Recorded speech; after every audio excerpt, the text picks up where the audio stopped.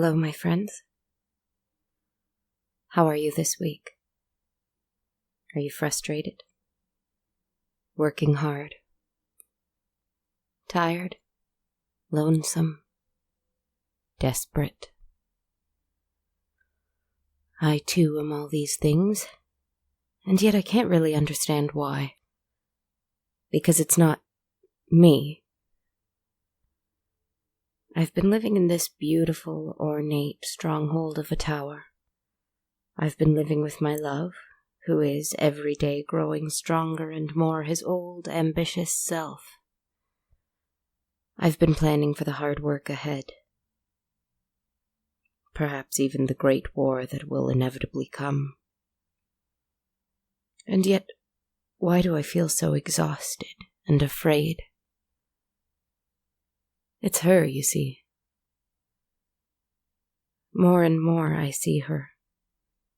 Sometimes in my mirror, sometimes in my mind's eye. She waits, and she watches me from afar. I don't even think she knows about this. Doesn't know what she's doing to me. Perhaps it is revenge for me not stopping to see how she is. What she needs, what she wants. Why would I care?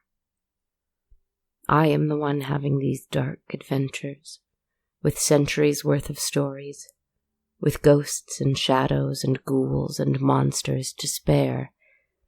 Yes, of course she watches me and writes about me. It would be foolish not to.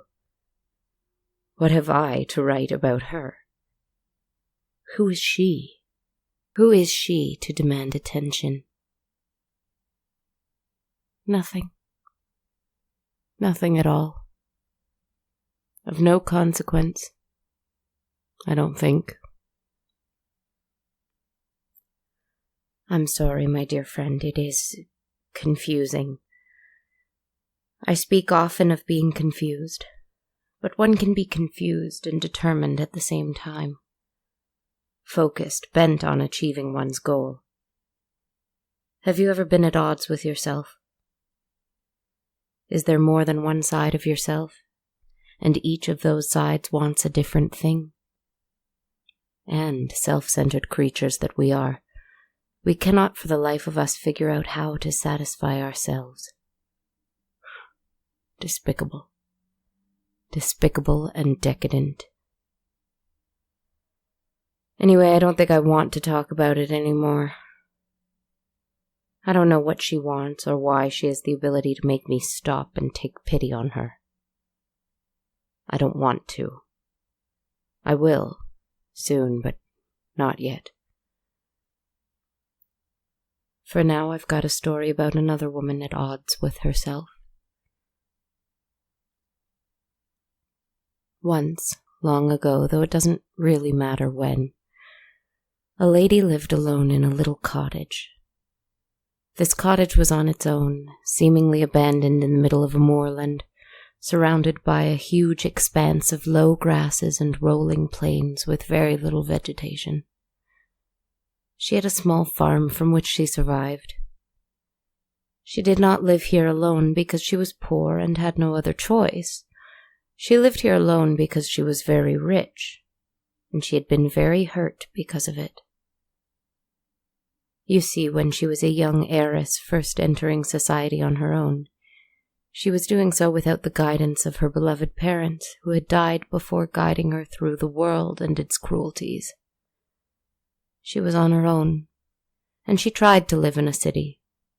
She had tried to entertain suitors, throw grand parties, become the talk of the town. She had even succeeded. She was a prized commodity in her community, though she was blind to the true reason why. Money, money, money it was all about, and she would learn this lesson the hard way upon becoming engaged to a wolf in disguise, a rake who intended to take her for everything she had. She had fallen deeply in love with him, or rather the illusion he had presented her with, and he had been in love with her fortune and her grand home and other women. To make a long story short, and so to carry on with the real story, She had learned a harsh lesson and decided early on that love was a lie and that money was a curse. She donated her grand home to serve as an orphanage. She took everything of importance to her, which was not that much, and she left for the little cottage, and she thought to mend her broken heart. And now 10 years had passed by, and her heart was nothing close to being mended. It was full of bitterness, full of anger, full of sadness and betrayal. Every day it tore her up from the inside out and filled her mind with hate. And every night, as she sat on her porch and watched the sun setting on the moors, she saw, inexplicably, a woman standing in the distance, silhouetted in the light, staring back at her wearing all white. And she would remain until night fell. And the lady in the cottage couldn't be sure if she left or disappeared at that point, or if she was merely cloaked in the darkness of the night, still standing and watching her until morning. At first it frightened her. She tried to shout to the woman. She tried to walk up to her and speak with her, but she somehow maintained the same distance from the lady, despite the fact that she never moved a muscle. She never knew the woman's face or any details about her, just that she watched her every evening at sunset. Her door was secure. Her home was safe. She was confident in this. One night, as she left her porch and the woman on the horizon to go back inside and prepare for bed, she heard a small clinking sound. Her engagement ring. It had fallen somehow from the mantelpiece.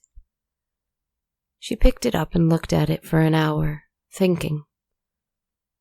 Closure, satisfaction, revenge. She was craving these things, somehow, these days. Her time of mourning had passed, and now she dreamed of something more satisfying. It was, however, too late for her to do anything. It would take weeks for a message to be delivered to her gentleman rake from so far away. And she didn't know where he lived now. Best to leave it alone, she thought. Best to forget. And as she thought these thoughts, the wind howled across the plains and over to her house and threw open the windows, and it almost sounded like someone was crying in the distance. Almost. She shut the windows. She went to sleep. She tried to forget. Forget about him, forget about everything. Just live out her days in peace and quiet. Another week went by, yet it seemed that the woman on the hill was a little closer these days. In fact, she seemed to be a little, just slightly, closer to the cottage every night. The lady could never catch her arriving or walking to her spot. She would just be there. No matter. One night, however, the following week, the rain was pouring, and she had been inside all day, sitting in her little chair by the fire, staying warm. She turned her head towards the window, where she saw the woman in white, standing perhaps only 30 feet or so away from the cottage, soaked from standing in the rain. Her hair and shreds of a white veil, sopping wet, obscured her face. The woman stood, opened the window and shouted, "Come inside! Come inside and get warm!" But the woman didn't budge. And there was a knock at the door. The woman jumped at the sound, such a foreign sound to her these days. Occasionally checking from the window that the woman in white was still standing there, which she was, the lady slowly walked to the door and unlatched a few locks, and she opened it just a little and looked out to see who it was.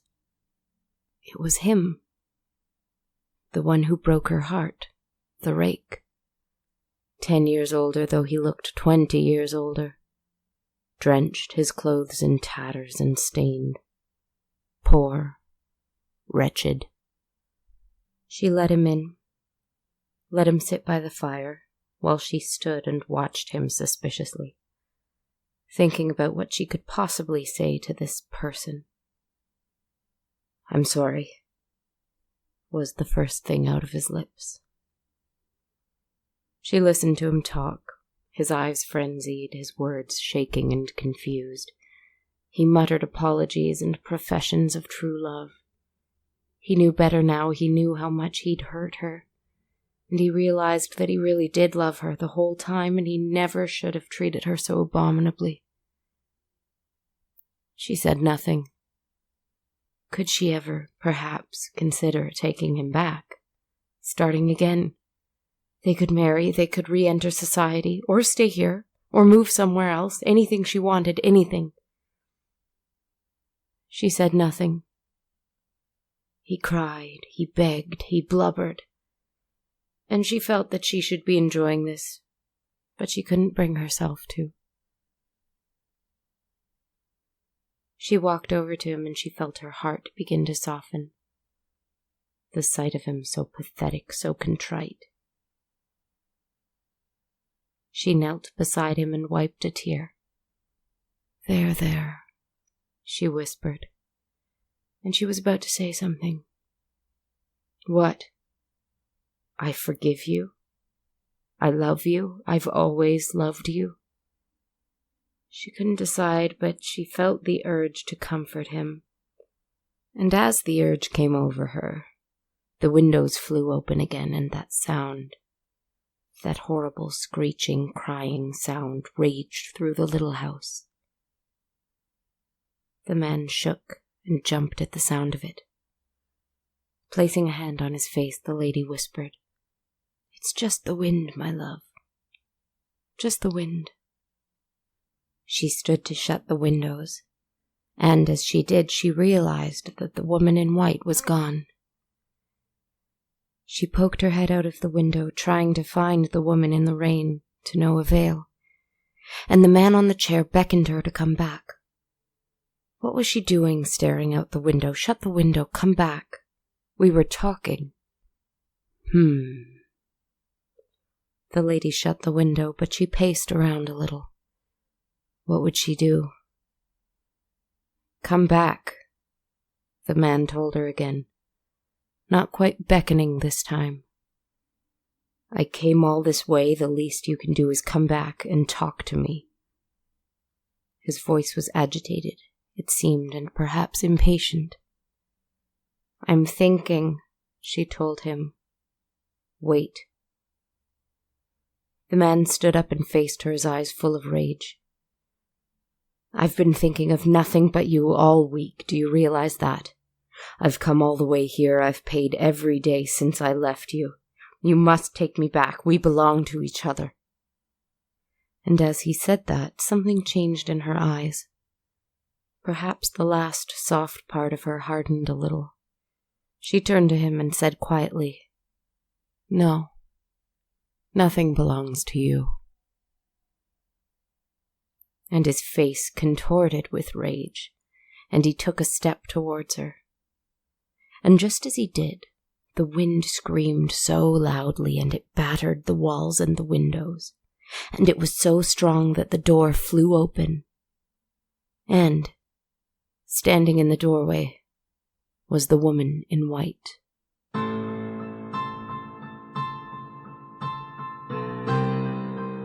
That white dress. It was very familiar. That hair, that tattered veil. Her eyes concealed still, the woman's lips curled into a smile. Rain, or was it tears, dropping down her cheeks. The lady in the cottage walked over to her, and, her hands steady, certainly very steady compared to the man by the fire, who was shaking through and through. She lifted the veil.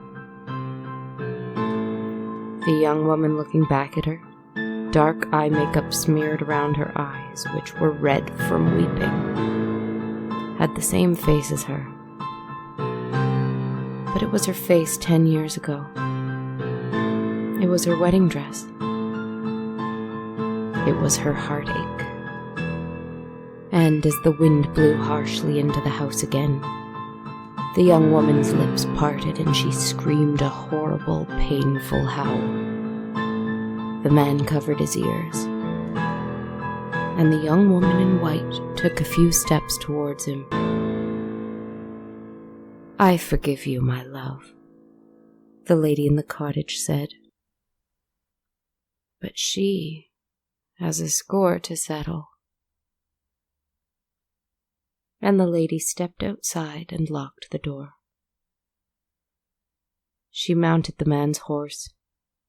She wanted to go back to the city, find a new, vibrant home, meet with friends and family, go out to parties and dinners and events, contribute to society, be alive once more. But before she rode on into the pouring rain, invigorated by the storm, she turned back to the little cottage. And she heard still the howling of the young bride, the crying of the wind, and the screaming of the man, all from within it. And she rode on and away.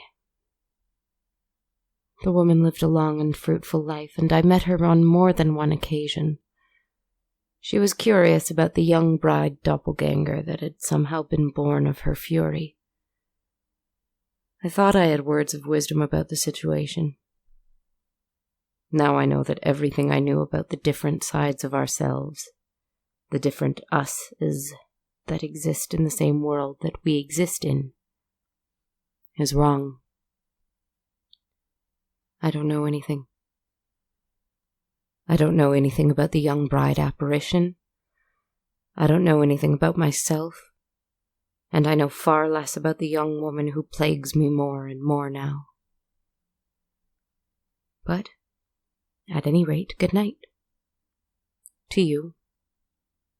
And to her. Good night.